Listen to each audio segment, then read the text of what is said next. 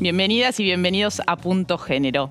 Hoy en el programa vamos a estar analizando la situación del colectivo trans a propósito de las declaraciones de la diputada provincial por Santa Fe, Amalia Granata, para ir al fondo del tema, para no quedarnos en la polémica, porque me parece que es un tema serio y a veces quedan flotando y se instalan pavadas. Pero antes de ir a ese tema, vamos a hablar también de trabajo.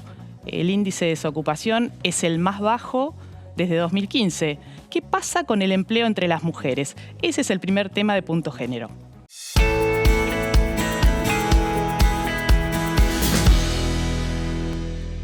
Mediante un informe realizado por el Centro de Economía Política Argentina, CEPA, podemos observar que la recuperación del empleo tras la pandemia del COVID-19 se ha dado en forma desigual según el género. No solamente se sostuvo el nivel de informalidad, sino que se profundizó el diferencial entre la informalidad de hombres y mujeres. Los trabajadores informales varones perciben un 38.2% más de ingresos que las mujeres. Las cifras hablan por sí solas y con una inflación al alza, las cuentas no cierran. Todo indica que serán las mujeres y las diversidades quienes se verán obligados a redoblar su esfuerzo para hacer sostenible la vida.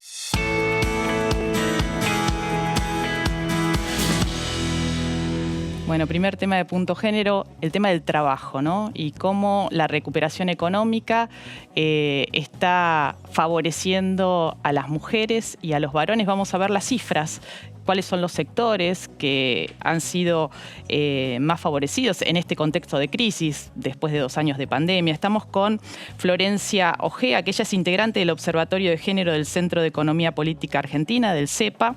¿Qué tal? Buenas noches, gracias por venir. Buenas noches. Vamos. Y también estamos con Nora Goren. Nora es socióloga, es directora del Instituto de Estudios Sociales en Contextos de Desigualdades y de la Maestría en Políticas Públicas y Feminismos en la Universidad de José C. Paz. Un lujo estas dos invitadas, así que las vamos a aprovechar. A ver, ¿qué pasa? Vemos cifras de recuperación de la economía, ¿no? En un contexto de crisis. Sí. Pero el nivel de desempleo ronda el 7%, que es este promedio. ¿Qué hay detrás de ese promedio? Sería como la primera pregunta en relación a qué pasa con el empleo de las mujeres. Sí, bueno, a ver, digamos, en niveles iniciales, digamos, es muy importante que se compartan estos informes y números porque hace muchos años que se viene dando, ¿no? Digamos, una batalla cultural sobre las desigualdades. Y es importante entender que esto tiene un correlato que es material, que es económico, que es salarial. En ese sentido, la recuperación económica que se viene dando desde, diría, fines del año pasado, ciertamente no tiene un impacto homogéneo ni en todos los sectores, ni en todo el país, ni en las edades y ciertamente en los géneros. En ese sentido, el último informe que salió, digamos, arroja un 7% en términos generales. Ahora, lo que vemos es que en el caso de las mujeres es de un 7,7%, los varones un 6,4%. Digamos, en términos numéricos estamos 5 puntos por encima que los varones en informalidad y 1,5 en términos de empleo y 20 puntos por abajo en términos de actividad económica. A ver, vamos a clarificar un poco, porque por ahí son muchos números, ¿no? Vamos por partes. Nora, hay menos desempleo entre las mujeres hoy cuando se mide, pero ¿eso qué hay detrás? ¿Las mujeres están saliendo menos a buscar trabajo? Porque también está esta cuestión que decía Flor de la ocupación, ¿no? Hay menos mujeres ocupadas y en ese sentido, por eso se dan estas cifras de desempleo que es un poquito mayor entre las mujeres. A ver, en relación a los últimos datos que hacía referencia, que son los del cuarto trimestre del 2021, que se publicaron fines de la semana pasada, el desempleo en general bajo, el de las mujeres se ubicó en 7,7%. Pero esto tiene su correlato con algo que es bien interesante, es que es un aumento de la tasa de actividad, o sea, de la participación de las mujeres en el mercado de trabajo, que está en el orden del 50%, digamos, podemos decir que está en el orden que es la mejor de los últimos 10 años. Quiere decir que hay más mujeres trabajando. No, hay más mujeres que han salido al mercado de trabajo a buscar trabajo. Bien. De las cuales también gran parte ha encontrado, disminuyó la desocupación porque esas mujeres han encontrado trabajo en el mercado de trabajo, por lo cual eso se expresa en aumento de la tasa de empleo. Bien. Que también es la mejor de los últimos 10 años. Y en relación a un año atrás, podemos decir que ha mejorado la participación de la ocupación de las mujeres. Eso no significa, y en relación voy a tu pregunta, que no existan brechas en términos de la evolución de la generación de trabajo para varones y para mujeres. La evolución de la generación de trabajo ha sido mayor para los varones respecto de las mujeres. Y a su vez ha disminuido la informalidad en mayor medida entre los varones respecto de las mujeres, porque en ese caso se ha generado empleo en el sector industrial. El sector industrial es un sector en donde el empleo es mucho más formalizado. Por su parte, en los lugares donde se ha generado empleo para las mujeres son sectores más informales. ¿Cuáles son esos sectores de la informalidad? ¿Sigue siendo el empleo doméstico el mayor empleador de las mujeres en la Argentina? Sigue siendo, sobre todo en términos de porcentajes, y sumar que incluso es un sector que, digamos, el valor hora del trabajo es, digamos, más bajo. Y eso hace que las brechas de ingresos entre varones y mujeres también sea cada vez, digamos, más grande, y todavía no logremos reducir. Digamos, es muy importante esto que menciona Nora en cuanto a la actividad. Durante los 2 años de pandemia, ciertamente las mujeres salieron menos a buscar trabajo, no por elección, digamos, ¿no? Sino porque, digamos, mayormente nos replegamos, como históricamente hemos hecho, a, digamos, acompañar a los hijos en a las cuidar. tareas de cuidado, exactamente. Y esas horas son horas que salen del mercado de trabajo, que interrumpen trayectorias profesionales, que obstaculizan también cierto crecimiento de las mujeres en sus trabajos. En ese sentido, seguimos en un doloroso, volviendo a la informalidad, 36% de informalidad, las mujeres.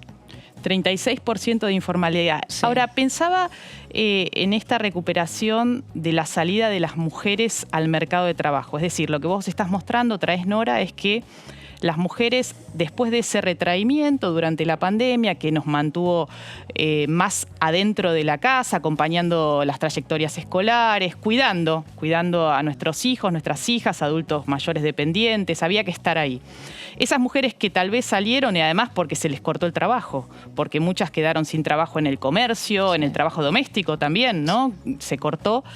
Están recuperando, volviendo a salir. Ahora, vuelven a salir porque la crisis es tan fuerte y necesitan otro salario en las familias porque no alcanza con lo que el proveedor varón que estaba sosteniendo por ahí en estos meses el hogar.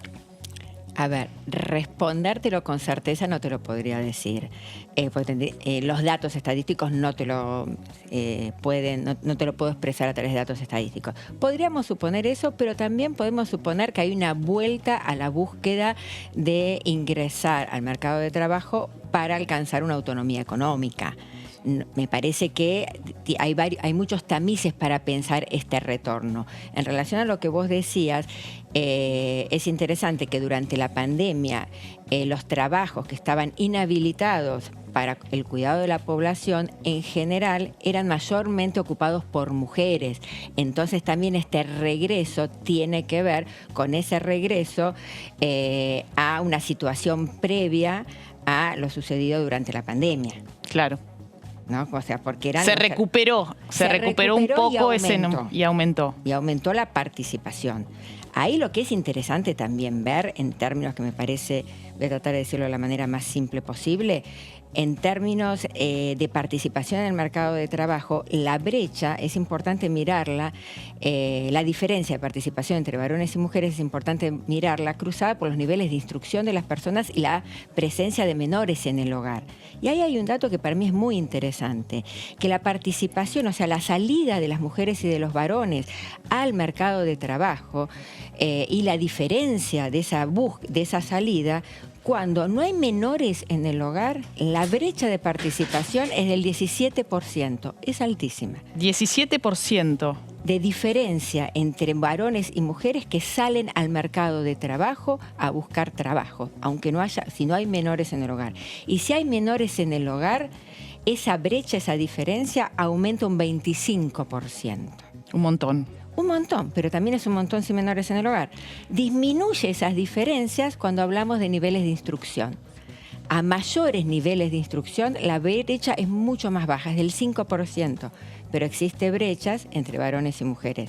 Y de menores de niveles de instrucción, esa brecha aumenta en torno al 18%. Y ahí es clave entonces el tema de los cuidados, ¿no? El presidente en la apertura de las sesiones ordinarias de este año anunció que se iba a enviar un proyecto integral, que todavía no conocemos la letra chica, de cuidados para favorecer, ¿no?, que estas brechas se achiquen, que en realidad no sean las mujeres que históricamente nos hemos hecho cargo de las tareas de cuidado quienes se hagan cargo, sino que esto sea una corresponsabilidad entre el Estado, los privados, la comunidad, ¿no?, y se ofrezcan alternativas posibles. Por ejemplo, estos jardines de primera infancia, que haya vacantes para todas las personas que lo necesiten, que muchas veces no se consiguen. Tal vez en los grandes centros urbanos hay alguna oferta, pero no en todos los lugares.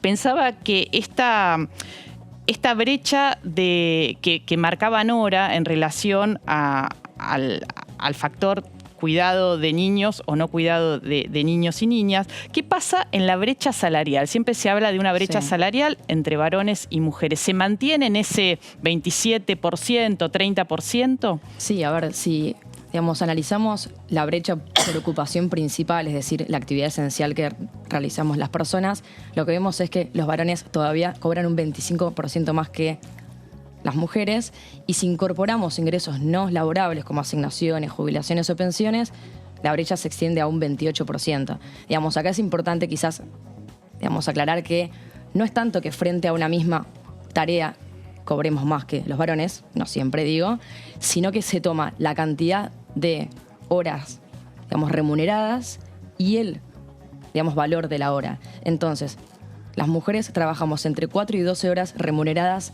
menos que los varones, asociado a esto que estamos charlando, y además... Porque se están haciendo cargo de un trabajo que es trabajo, pero que no es remunerado. Creo que esto hay que aclararlo, porque si no queda como, bueno, trabajan menos horas, ¿qué quieren, ganar más? Totalmente.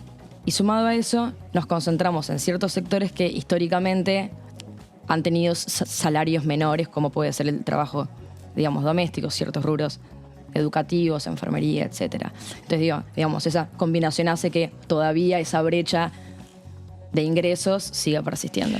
Hace años venimos, Nora, hablando de esto, ¿no? Vos sos una estudiosa del tema, poniendo esa lupa, mirando qué pasa con el empleo femenino, qué pasa con el empleo masculino, qué pasa con las tareas de cuidado.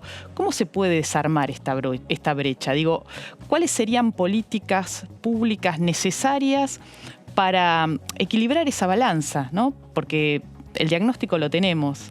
El punto es qué hay que hacer para que efectivamente achiquemos estas brechas. A ver, ahí, gracias por la pregunta. Voy a tratar también de ser simple. Hay algo que es interesante, que cuando miramos las brechas a largo plazo del 2017 al presente, tanto la brecha en términos de tasa de actividad, desocupación y empleo están disminuyendo. Son altas, pero disminuyen. Eso no es un dato menor. En términos de políticas, me parece que es importante mirar el horizonte. El horizonte es la equidad. En el mientras tanto, no lo vamos a poder observar de manera inmediata, porque estamos pensando en desigualdades que son estructurales y que están materializadas en la propia estructura e institucionalidad del mercado de trabajo, del trabajo en general, como de los comportamientos familiares y de las responsabilidades del Estado. Entonces, como bien vos decías antes, las políticas de cuidado son centrales y van a motorizar y poder mejorar la salida de las mujeres a buscar ingresos remunerados al mercado de trabajo. Pero también es importante, y sumo lo que decía la compañera, que al interior de los espacios laborales aunque haya una segmentación y no estemos en los mismos territorios, hay una diferenciación de las tareas que hacen varones y mujeres, en donde también el salario es diferente. Los complementos salariales, que son horas extras, antigüedad, licencias, son diferentes. Entonces, me parece que es importante las políticas a varias bandas paralelas. Entonces, una es de los cuidados, otra es, puedo pensar desde políticas, oficios sin prejuicios, o modificar los comportamientos del empleador y de los trabajadores y de trabajadoras. A ver, te hago una pausa acá y menciono para poner en contexto. Estás refiriéndote que, por ejemplo, en el sector metalúrgico o en el industrial se pagan mejores salarios, hay mejores horas extras y todo eso hace un combo porque la mayoría de quienes están empleados en esos sectores son varones. Sí, y le sumo una cuestión a lo que vos decías recién. Quizás a quienes se le dan las horas extras es a los varones y no a las mujeres. ¿Y esto por qué? Por un doble motivo. A ver. Un motivo está vinculado a que las mujeres no pueden, porque tienen otro trabajo no remunerado, no pueden realizarlo, pero también tiene que ver, y los muestran los estudios cualitativos, que los empleadores prefieren que las horas extras las hagan los varones. Mira qué dato que estás dando. Digo, esto es muy interesante lo que traes, Nora, porque son estas cuestiones que no están escritas, ¿no? Porque no es que hay una normativa que dice, frente a la oportunidad de ofrecer horas extras a sus empleados y empleadas, usted debe priorizar a los varones. Pero son cosas que están, de la misma forma que no se debe preguntarle a una postulante a un cargo, ¿y usted piensa, va a tener familia, piensa tener hijos? ¿Y quién se va a hacer cargo de sus hijos, ¿no? Y entonces, aunque no está escrito frente a un postulante con las mismas calificaciones, tal vez, mujer y varón, se prioriza al varón por ese prejuicio de qué va a pasar con esa mujer que seguramente se hará cargo, como nos hemos hecho cargo cualquiera de nosotras con maternidades, de nuestras responsabilidades laborales, ¿no? Pero todavía persisten esos prejuicios que vos señalás, prejuicios o no sé si llamarlos prejuicios. Ahí le sumaría, sesgo. Le sumaría lo que vos estás diciendo en términos de prejuicios, porque les preguntan si van a tener hijos, si están en pareja, por cuestiones vinculadas a las posibles tareas de cuidado, pero también por el solo hecho de ser mujeres. Se les pregunta, no importa si esa mujer no quiere tener hijos, no desea tener hijos, ya ha superado la edad de crianza de los hijos, no importa, por el solo hecho de ser mujer se la sitúa en ese lugar, sino cómo podemos explicar las brechas salariales entre varones y mujeres sin menores en el hogar, que pueden obviamente tener otras tareas de cuidado, pero me parece que son varias bandas paralelas. Una claramente central es la de los cuidados, pero eso ha generado territorializaciones, sesgos, estereotipos, que por el solo hecho de verte mujer implica que te coloco en determinada situación. Y si me permitís, te cuento una anécdota muy cortita que es triste hasta graciosa, pero es triste de lo gracioso, es muy triste. Patética, diría. Patética.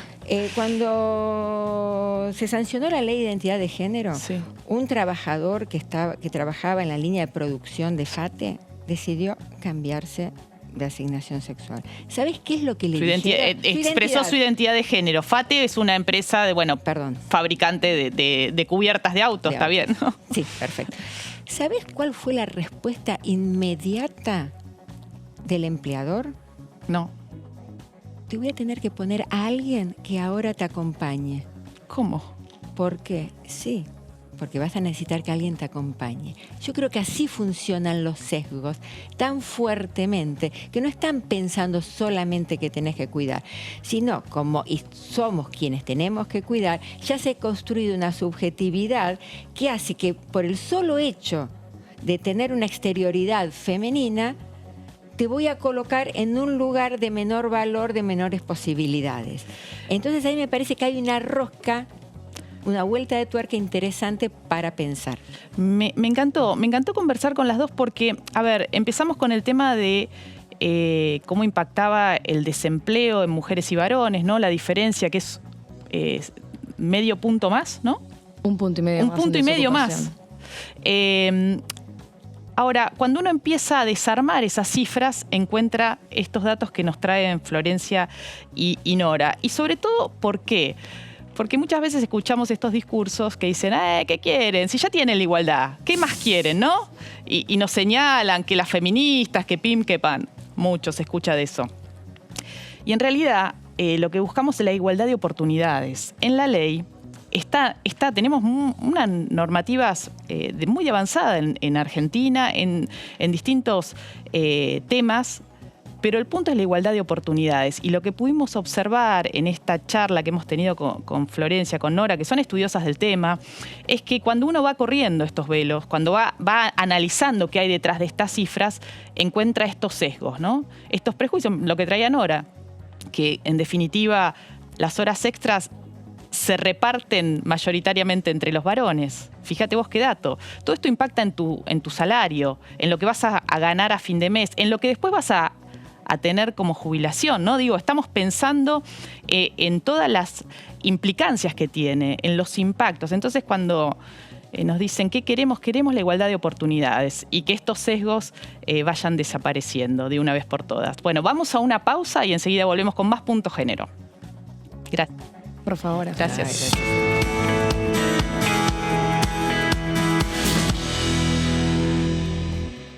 Nuevo bloque de Punto Género. Y quería dedicarlo a conversar, a hablar, a analizar de la situación del colectivo trans, travesti trans. En los últimos días generó mucho ruido, mucha polémica, las declaraciones de la diputada provincial por Santa Fe, Amalia Granata, quien se ha constituido en un personaje muy mediático, ya era mediática, recordemos que ella viene de Gran Hermano, después fue panelista y llegó a la Cámara de Diputados de la provincia de Santa Fe, poniéndose como personaje contra, sobre todo, el debate por el derecho al aborto, contra las luchas de las mujeres y colectivos LGBTIQ+, contra las feministas, y desde ese lugar construye su poder porque tiene seguidores. Por eso me parece muy interesante ampliar el tema. Vamos a recordar qué decía y después vamos a conversar con dos activistas travesti trans que nos van a contar cuál es la realidad del colectivo trans. ¿Tienen privilegios, como dice Amalia Granata? Vamos a recordar sus palabras.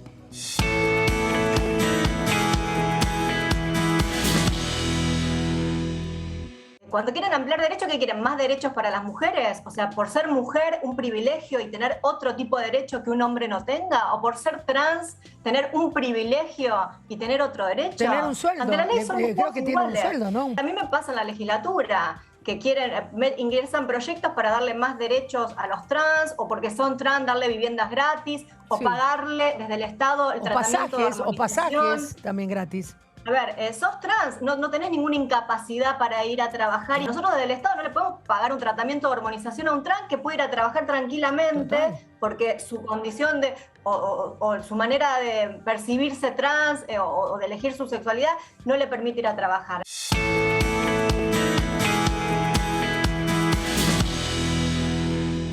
Bueno, a mí me irrita un poco escucharla.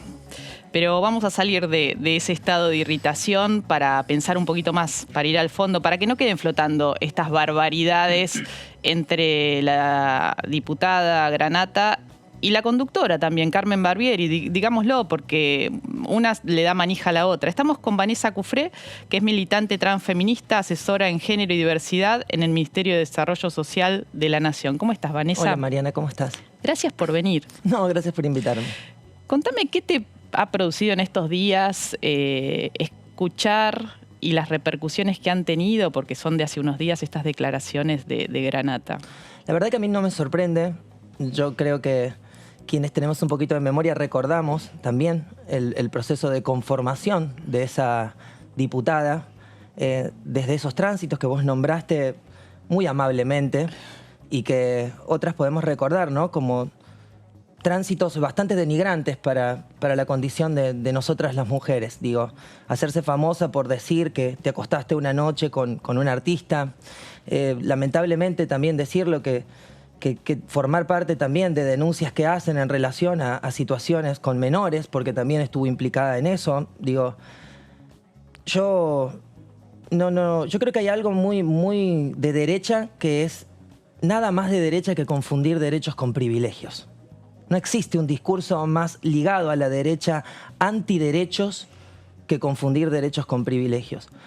Antes que Amalia Granatas fuese diputada y antes de que empezara un recorrido para poder serlo, la comunidad travesti trans venía construyendo derechos hacía mucho tiempo en la Argentina. Desde la organización social y popular como fue ATA en el año 1993, conformada por Claudia Pía Baudraco, cual cumple 10 años también de su fallecimiento, y no es casualidad que a 10 años después de la sanción de la Ley de Identidad de Género, estos discursos de odio, estos discursos antiderecho, quieran pregnar nuevamente. Yo creo que... ¿Sabes qué? Te voy a hacer una pregunta. Hay una intención clara, ¿no?, de confundir a la gente entre privilegios y derechos. Claro, eso quería decir, porque ella habla, digamos, dice, yo no le tengo que pagar los tratamientos de hormonización. Los tratamientos de hormonización son parte de la calidad de vida que puede requerir, si lo desea, una persona trans, y están amparadas por una ley que, como vos decías, va a cumplir 12 años este año. Entonces, no es un privilegio, como bien señalás, es un derecho. Ahora, también habla de, incluso en este diálogo donde tienen pasajes, vayan a trabajar. Me parece que estaría interesante que vos contaras el contexto en el cual es la historia del colectivo trans, ¿no? Porque las que han accedido a trabajo a partir del cupo trans, que es una ley que también votó el Congreso, que también hay que decirlo, que esto son normativas que amplían derechos, vienen a reponer o a reparar una histórica discriminación que las empujaba a la marginalidad con todo lo que eso conlleva, ¿no? Sí, y un camino que venimos haciendo, como repito, hace muchísimos años, sancionando proyectos de cupo laboral e inserción laboral dentro de los municipios primero, luego en las provincias, y en ese camino también se generó a nivel nacional. Sin dudas tampoco eso hace una... ¿Pueden acceder a pasajes gratis? No. Ojalá. Está bien, está bueno aclararlo. Porque la verdad es que... Porque digo, porque se dicen cosas que quedan ahí. Sí, yo creo que hay una gran intención de desinformar, porque primero, antes que nada, hay que reconocer que el modelo que viene a plantear el transfeminismo es un modelo que viene a decirle también a las propias mujeres cisgénero que hay una condición de privilegio. Y acá sí hablamos de condición de privilegio, porque no hablamos desde lo político, hablamos desde lo social. Hablamos de cómo una mujer cisgénero puede transitar quizás los espacios de su vida, siendo plenamente reconocida en esa identidad. No así el caso de las compañeras trans, o compañeros en el caso de que son varones. Entonces ahí creo que hay una especie de percepción en donde identificamos que hay una condición de vulnerabilidad por nuestra forma de pensar en un sistema binario de hombre-mujer que no estamos contempladas, y eso lleva muchas veces a que se apruebe, ¿no?, el hecho de decir, bueno, una trabajadora sexual trans parada en la esquina o una situación de prostitución es normal, ahora darle un trabajo para que me venga a limpiar el negocio, para que me atienda el kiosco, no es normal.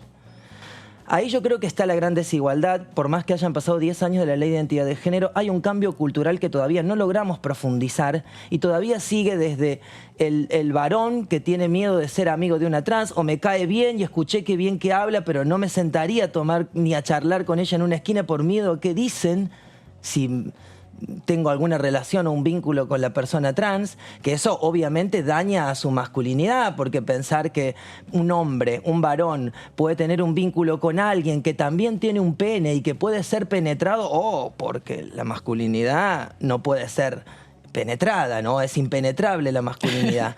Entonces creo que aún en esos puntos que hacen a la cuestión de lo personal, ¿no?, aún así es tan compleja la realidad que nos toca atravesar. Cuando María Rashid, la legisladora en ese momento, había sacado el subsidio como una propuesta para personas trans mayores de 45 años, me acuerdo que decían que en ese momento eran 8.000 pesos, ¿se acuerdan? Bueno, alguien decía, bueno, si yo me hago trans y me paguen los 8.000 pesos. Y nosotras, desde el activismo, decíamos, dale, te lo pago yo de mi propio sueldo a los 8.000 pesos. Si vos sos una persona trans, te levantás todos los días como una persona trans, intentás hacer tu vida cotidiana, ir a comprar, ir a pagar las cuentas, tu obra social, hacer que te atienda un sistema de salud, a ver qué tan bien te va. y a ver si realmente tenés la expectativa de vida como el resto de la población de 80 años o como nosotras que sentimos que nos vamos a morir a los 40. Yo creo que hay un gran odio, pero por sobre todo hay todavía mucho que romper de ese sistema patriarcal y binario que ni siquiera nos considera en el marco de las posibilidades de existencia. Estamos en comunicación con Agustina Ponce. Ella es activista travesti, integra la Asociación Mundo Igualitario y está en Mar del Plata. Allí es donde vive y es estudiante de Derecho. ¿Cómo estás, Agus? Qué gusto verte. Ay, no te estoy escuchando. A ver, ¿estás muteada o te tenemos muteada nosotros? Sí, no. Ahí Me está. muteé yo para que no se escuche. Bueno. Buenos días. ¿Qué tal? ¿Cómo estás? Mariana, buenos días. ¿Cómo va? Bien, acá escuchando atentamente lo que, planteabas y lo que decía Vanessa en relación a estos temas, ¿no? Mira, ¿qué te produjo a vos escuchar la Granata? Bueno, son un montón de sentimientos encontrados, ¿no? Por un lado, asombro porque en realidad al margen de los inicios o de las entrelaciones que tiene esta mujer y la manera en que lleva la política, la verdad es que vemos que no tiene ni el más mínimo respeto y ni siquiera, el más mínimo de interés de poder profundizar en los temas de los que habla, ¿no? Granata habla de las mujeres y habla de la violencia de género sin saber los alcances que tiene la violencia machista por sobre el cuerpo de las mujeres, más que nada dentro de lo que tiene que ver los ámbitos familiares.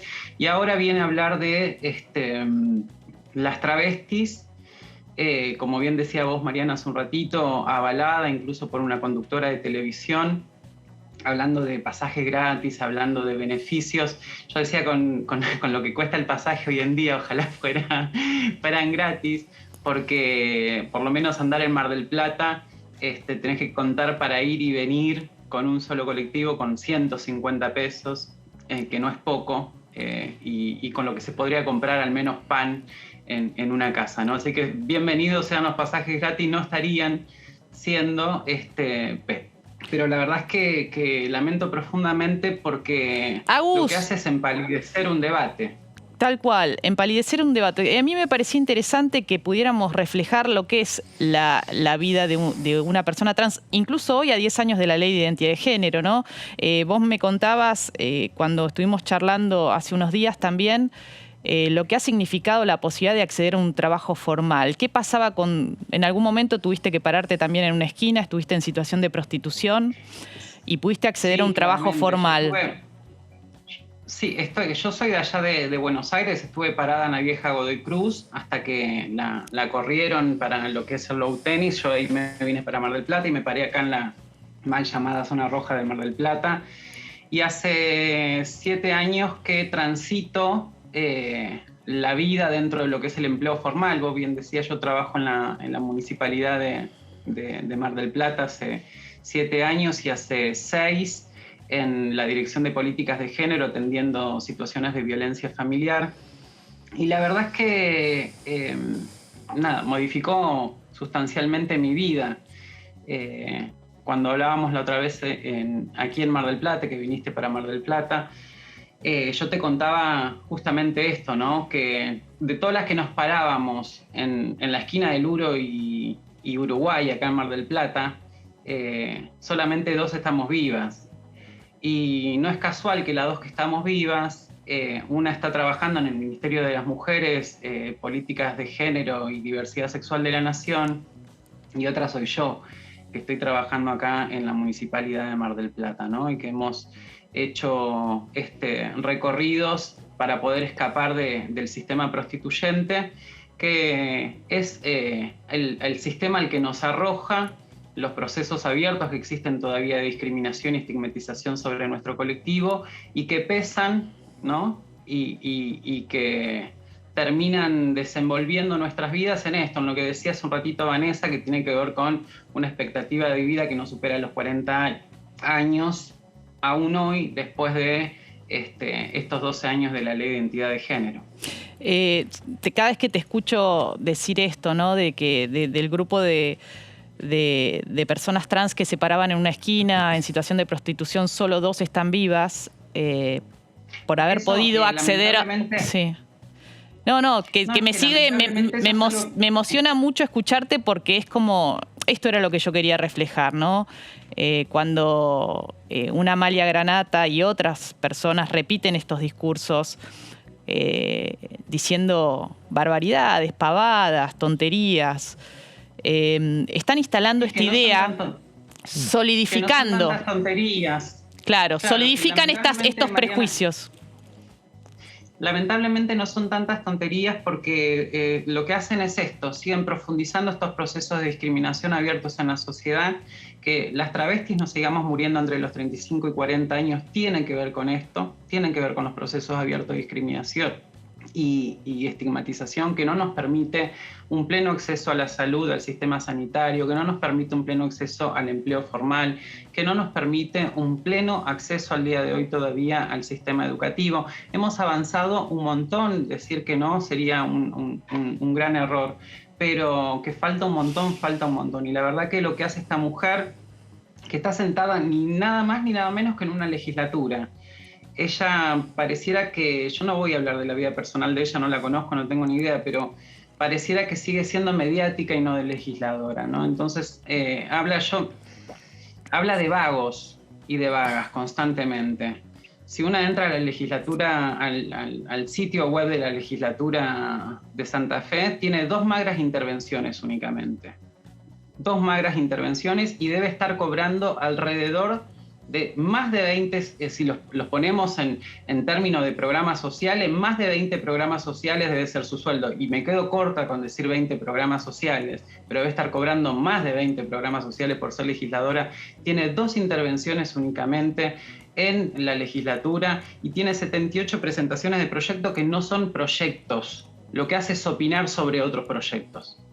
O sea, no trabaja. Y tiene el tupé de hablar de una población que ha sido históricamente negada al mundo del trabajo y que cuando consigo un trabajo puedo dar cuenta acá con el cumplimiento del cupo provincial que las compañeras, una vez que accedemos al mundo del trabajo, porque yo trabajo hace 7 años, como te decía, pero en Mar del Plata hemos podido acompañar ingresos de 13 compañeras en la provincia de Buenos Aires. Y la verdad es que cuando las compañeras acceden al mundo del trabajo, van a trabajar todos los días. Gracias, Agus. Vane, quería preguntarte ¿qué cumplimiento hay del cupo laboral trans? ¿Se aprobó a nivel nacional y en las provincias y en los municipios se está implementando? ¿Se cumple? Sí, digo, algunas provincias y algunos municipios ya poseían el cupo laboral travesti trans y lo habían aplicado. Otras tomaron la definición del decreto de necesidad de urgencia como también una opción para, en las intenciones y las definiciones políticas, avanzar sobre la adhesión a ese cupo y la implementación. Todavía queda mucho camino, no está absolutamente aplicado el cupo. La mayoría de los organismos nacionales, de hecho, están en incumplimiento del cupo. Eso cabe por responsabilidad claramente de los organismos del Estado que están en competencia de hacer la aplicación del cupo y también de las personas que trabajamos en los otros organismos de pedir la aplicación efectiva de esos cupos. Y en esto, Ministerio de Desarrollo Social, yo me hago absolutamente cargo, que soy la que todo el tiempo está insistiendo para que eso suceda. Pero creo en esta cuestión que no hay debate. El debate ya fue, Mariana. El debate fue hace 10 años. Fue en esta Cámara de Diputados y fue magnífico. Y 2 años antes habíamos tenido un debate. Ahora, si las personas que en ese momento, yo tengo 36 años, tengo casi la edad de la señora Granata. O sea, si yo con 14 años en el momento del 2001 y luego con todos los procesos sociales que se fueron dando pude constituir una conciencia social y política al respecto de cuáles eran los derechos en discusión, no voy a volver 10 años atrás a discutir una ley que ya existe, que es la Ley de Identidad de Género de la Argentina, y que en el artículo 11 estipula a través del Plan Médico Obligatorio la cobertura absoluta para el sistema de salud de todo lo que tiene que ver con nuestra identidad de género, que no es estética. No es estética, es identidad. Cuando nosotras nos mirábamos al espejo, decía Claudia Pía Baudraco, en este mismo recinto, aquí en las comisiones de diputados, decía que construimos nuestra identidad arriba de mesas como esta, inyectándonos siliconas en nuestros cuerpos para que el espejo nos devuelva aquello que sentíamos que éramos por dentro. Eso hoy sigue sucediendo por el no cumplimiento de la Ley de Identidad de Género en casi todos los hospitales públicos del país. Solamente la Ley de Identidad de Género se logró efectivizar a través de las obras sociales y prepagas, porque hay plata de por medio. Entonces, yo creo que acá es muy importante pensar sobre cuáles son los derechos y cuál es la responsabilidad que tiene alguien que está sentado en una banca de diputados, por sobre todo, no en procesos de discusión sobre una ley que estamos discutiendo, si la vamos a ver, si la aprobamos, no, una ley que ya existe.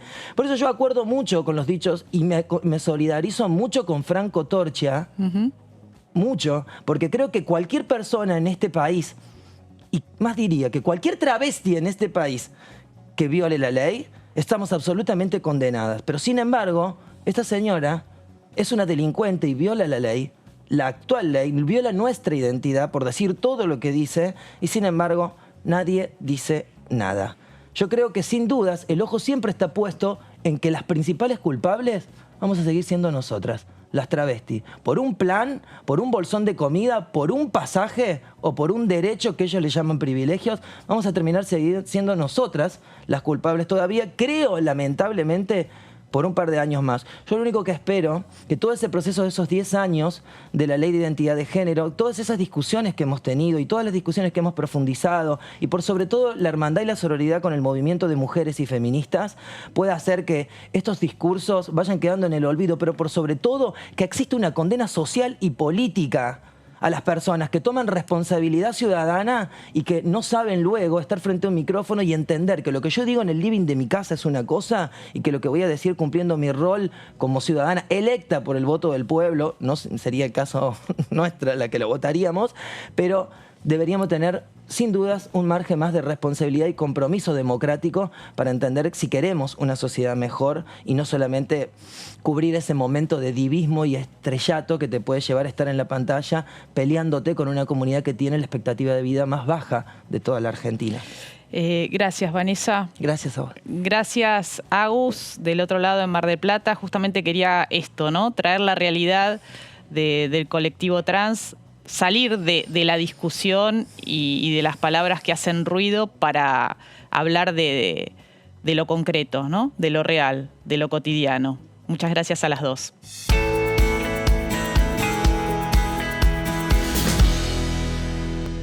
Y el gobierno finalmente reglamentó la ley de etiquetado frontal, una ley muy resistida por el lobby empresario de la industria alimenticia, pero para saber ¿qué podemos esperar a partir de ahora? Estamos en comunicación con la diputada Blanca Osuna, que ella es diputada nacional por la provincia de Entre Ríos del Frente de Todos. ¿Qué tal, diputada? ¿Cómo está? Hola, ¿qué tal? Buen día, ¿cómo les va? Muy bien. Ahora, ¿qué podemos esperar a partir de este momento, de esta ley tan esperada, no? Así es. Yo creo que se abre a partir de la reglamentación todo un proceso de adecuación más estricta, más en detalle de lo que son el cumplimiento de los objetivos de la ley, ¿no? La ley busca la alimentación responsable, busca atender el derecho al consumo, busca la prevención en materia de enfermedades que están identificadas como no transmisibles y que tienen origen en tipos de alimentación. Pero bueno, la verdad que el decreto que se hizo esperar, pero que llegó en los plazos en que efectivamente la ministra Bisotti había advertido, fue parte de todo un trabajo conjunto donde participaron, además del Ministerio de Salud, del Ministerio de la Producción y Agricultura, Ganadería y Pesca, que son los dos ministerios o ministra que firman junto al presidente la reglamentación que salió la semana pasada, hace muy pocos días. Tiene dos ¿cuándo, aspectos importantes. A ver, sí, ¿cuándo vamos a empezar a ver estas etiquetas negras advirtiendo que ese alimento tiene exceso de nutrientes críticos, ¿no? O sodio, o grasas saturadas, o algún azúcar también. Bueno, a ver, la ley o la reglamentación de la ley consiste justamente en identificar en el tiempo y establecer pautas temporales donde el proceso de adecuación del perfil de nutrientes, según lo establece la OPS, que es la Organización Panamericana de la Salud, fija. Entonces, la reglamentación tiene dos anexos. El primer anexo justamente identifica y define con claridad cuando hablamos de azúcares, a qué se refiere, cuando hablamos de grasas completas o grasas saturadas, en fin, o sodio, y al mismo tiempo el tema de advertencias con respecto a la incorporación de edulcorantes o cafeína. ¿En qué consiste entonces la reglamentación? En establecer plazos. Hay en general 2 etapas que claramente la reglamentación establece. Una primera etapa que tiene que ver con el acomodamiento que quienes producen, elaboran, fabrican, distribuyen alimentos van a tener que considerar, en tanto sean igualmente personas humanas o personas jurídicas, es decir, todos, todas. Y esos plazos tienen entonces una primera etapa que establece 9 meses para las grandes empresas, es como una primera adecuación, y 15 meses para las pymes, y una segunda etapa que establece 12 meses o 24 meses, 24 para las pymes, 12 para las grandes. O sea, hay un proceso de adecuación. En el caso, a ver, para dar ya un ejemplo, por ejemplo, azúcar añadido. Bueno, hay una primera etapa donde habrá que considerar un 20%, igual o menos del 20% de lo que sería el valor energético total del producto. Y una segunda etapa donde estamos hablando, o la ley está definiendo, 10%. A partir de entonces, ya de la primera etapa, comienzan a utilizarse el etiquetado. El segundo anexo de la reglamentación lo que establece son pautas características en la normativa gráfica, qué tamaño, dónde la ubicación, la letra, y va a haber distintos tipos de obleas, ¿no? El etiquetado octogonal, que es el que va a definir si hay exceso de azúcares, de grasas o de sodio. Y hay una advertencia que opera como precautoria en los casos que sería más una leyenda, en los casos de contar con edulcorantes o cafeína. Además, va a haber un microsello que la reglamentación define como una síntesis donde se define la proporción o el impacto que las calorías tengan en ese producto, ¿no? En ese producto estamos hablando de alimentos o de bebidas no alcohólicas. Y ese etiquetado, que sería ese microsello, va de 1 a 7. O sea, son numeritos que van a estar ubicados también en la cara frontal del producto. Pero para responder en definitiva a la pregunta, estamos hablando, tal cual se definió mientras se debatió la ley, cuando salió la ley ya a fines del año pasado, que en un plazo total de 2 años, en definitiva, la Argentina contará en sus producción de grandes empresas o pymes con ese etiquetado en general. Bien, y tiene otra pata que tiene que ver con la publicidad y con el tipo de productos que se van a ofrecer en los ámbitos escolares, además de impedir que el Estado compre este tipo de productos que tengan estos sellos de advertencia de exceso de nutrientes críticos, ¿no? Muchas gracias, diputada, con este panorama que, según mis cálculos, a partir de agosto deberían estar los primeros sellos, ¿no? De acuerdo a esos 9 meses desde la sanción de la ley que se sancionó en noviembre del año pasado, y vamos a empezar como consumidoras y consumidores a prestarle atención. Los cálculos indican que cerca del 90% de los productos en los supermercados tienen que ver con productos que tienen exceso de nutrientes críticos. Así que la propia industria seguramente va a hacer todo un proceso, va a ser muy importante esto, no solo para